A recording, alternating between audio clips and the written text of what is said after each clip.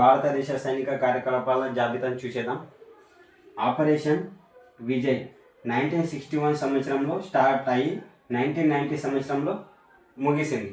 Second one operation Trident 1971 సంవత్సరంలో start అయింది. Operation blue star 1984 సంవత్సరంలో. ఆపరేషన్ మేఘదూత్ 1984 సంవత్సరంలో. ఒకే సంవత్సరంలో 2 సార్లు మన ఆపరేషన్ స్టార్ట్ చేసింది భారతదేశం.